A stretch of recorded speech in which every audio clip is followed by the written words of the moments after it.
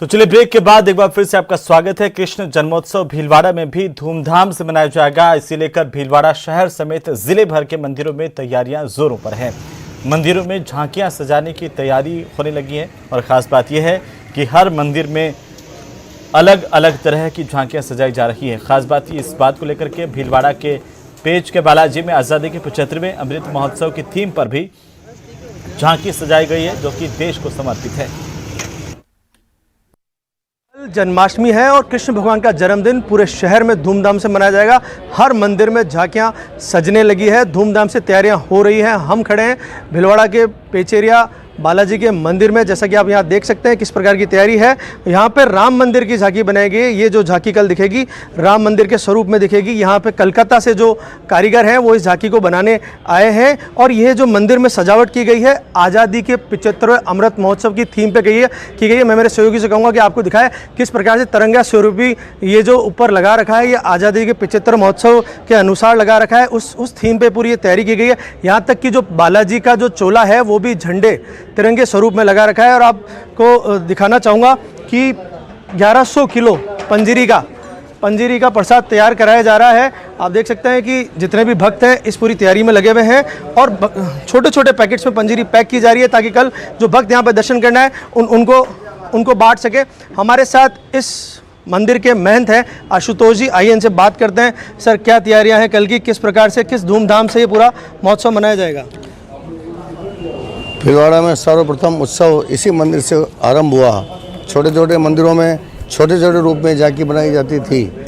इस उत्सव में अत्यंत आनंद के साथ श्री कृष्ण जन्मोत्सव मनाया जाता आ रहा है। यह लगभग 40-50 वर्षों से यहाँ ये उत्सव इसी ठाठ बार से मनाया जाता आ रहा है। जल जीवन मिशन को लेकर जलदाय मंत्री महेश जोशी अपने ही विधायकों के निशाने पर हैं। पहले विधायक दिव्या मदेरणा ने महेश जोशी को रबर स्टैंप कह दिया था, तो अब रीटा चौधरी ने मिशन की रफ्तार पर नाराजगी जाहिर की है। खास रिपोर्ट देखिए।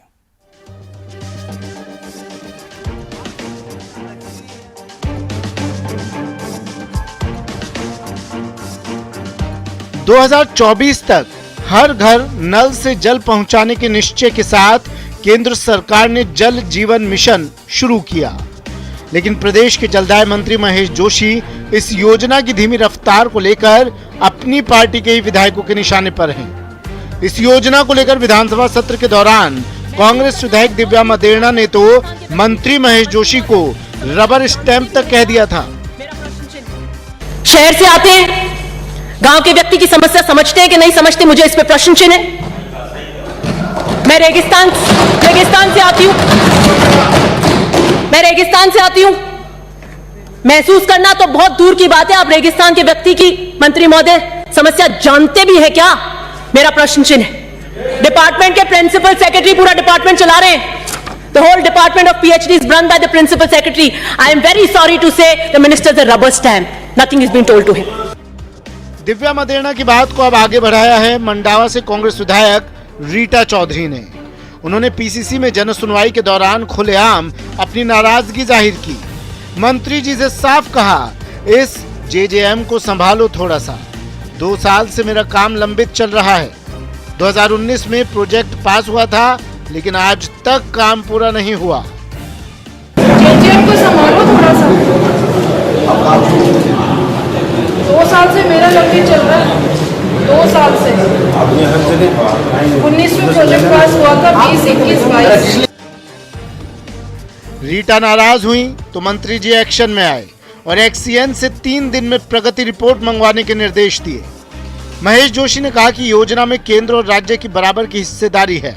ऐसे में हर काम के लिए केंद्र से अनुमति लेनी पड़ती है, जिसमें समय लग जाता है।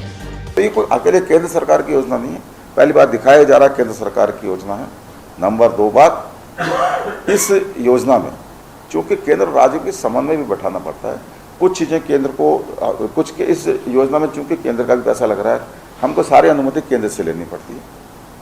मैं कोई आरोप नहीं लगा रहा कि वो हमको अनुमति देने में डिले कर रहे हैं, क्या कर रहे हैं, लेकिन अनुमति लेने में, सामंजस्य बैठाने में एक समय लगता है। यानी मंत्री जी योजना की धीमी रफ्तार को तो स्वीकार कर रहे हैं, लेकिन इसके लिए केंद्र और अधिकारियों पर ठीकरा फोड़ रहे हैं। न्यूज 18 राजस्थान के लिए जयपुर से सचिन कुमार की रिपोर्ट। तो चलिए इसी के साथ ही बुलेटिन फिलहाल इतना ही। नमस्कार।